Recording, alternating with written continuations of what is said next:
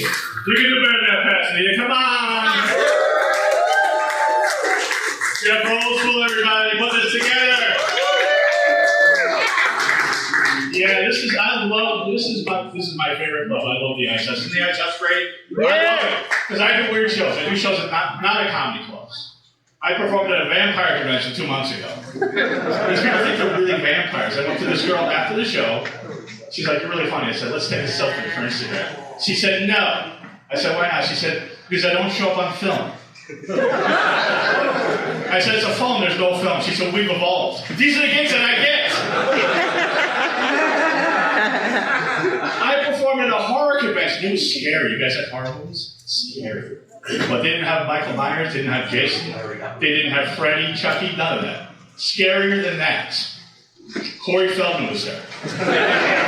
He started singing and dancing. People fled to the aisles. I'm telling you, it was scary. I performed at LA Comic Con last year. That was fun. Nice. Yeah. But it's not what it used to be, because I was there 2 years ago, and every girl was dressed like Harley Quinn. Hot, sexy. Then Joker 2 came out, and Lady Gaga ruined that shit for everybody. 3 girls dressed like Harley Quinn, and 27 guys dressed like Waldo from Where's Waldo? Which kind of defeats the purpose. There's always busy one Waldo. Nobody knows what is Waldo. Okay, I'll make a note of that. And you won't believe it. 6 months ago, I performed at an S&M dungeon. I did comedy at an S&M. Oh, that's a tough crowd. You guys are great. You like a joke, you laugh. You don't like a joke, you don't laugh. At an S&M dungeon, half the people have ball gags in their mouth. You don't know how you're doing. The whole time you're hearing. That's all you hear.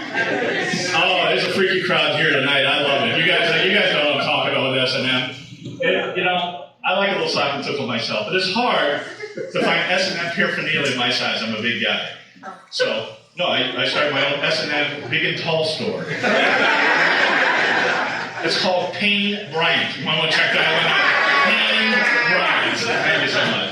No, it's weird. I go to a lot of goth clubs, and a lot of people look at me, they're like, "You're not really goth," because you think all goth guys are skinny like Marilyn Manson, and that is not true. If you go to a goth club, no goth guys work out. So we're either really skinny or really fat. So if you go to a goth club, it looks like binary code. 0, 1, 1, 0, 0. Not a lot of goths here tonight. Okay, so it's great. But no, because I like that pasty white girl. Pasty white girl. You know what I'm talking about? Pasty white. My ex-girlfriend was so white, she was an actor in Schindler's List. They told her scenes in color. That's what I'm talking about when I say white. I took her to a party, she put her hand on the table like this. 5 guys sent her snort her fingers, okay? That's what I'm talking about when I say white. She was white. But you know who finds me attractive? It's not goth girls. It's women over 60. I see you over here. For some reason, when a woman hits 60, I'm suddenly attracted. I don't know if it's the glaucoma. I don't know if it's the dementia. I don't know what it is, but I'm not. I met a girl at a goth club, 74-year-old nymphomaniac, hot. She was wearing fishnet stockings over a knee brace. She was hot.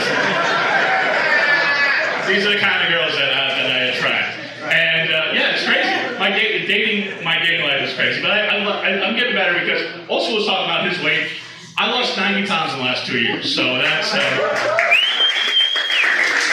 that'll be the good news. The bad news is I'm so fat nobody knows. But no, how I did it was I had a trainer who was a female bodybuilder.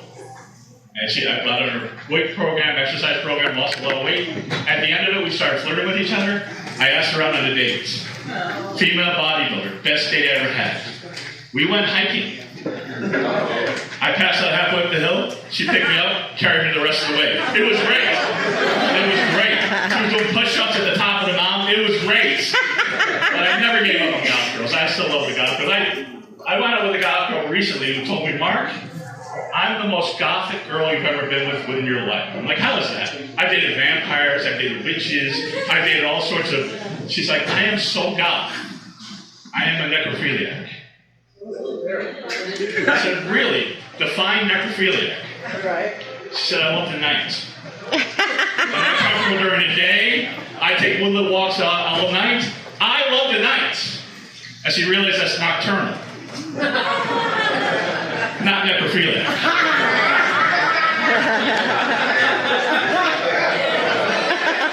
But then we had sex, now she's a necrophiliac. So, but I love it. You're beautiful too, by the way. You are so beautiful in the front row with a boyfriend holding her tighter now. But because I have another fetish, I love women with glasses. So I figured the vision's impaired, so I have a shot. But before I go, I want to tell you, this is a great crowd. You want to know why? Look around you. I'm going to tell you why this is a great crowd. Because it's all people, we're all here, different ethnicities, different ages, different sexual orientations. I see that. And we're all here together laughing because comedy is an art, and I love you. I went to see Industrial Band KMFDM. Google it, I don't have time. But they were playing right next door to where Usher was playing. Wow. So it's exactly what you're picturing. A bunch of well-dressed black people all in white. A bunch of weird-looking white people all in black. It was the weirdest version of Spy vs. Spy you've ever seen in your life. I thought you were terrific. Thank you.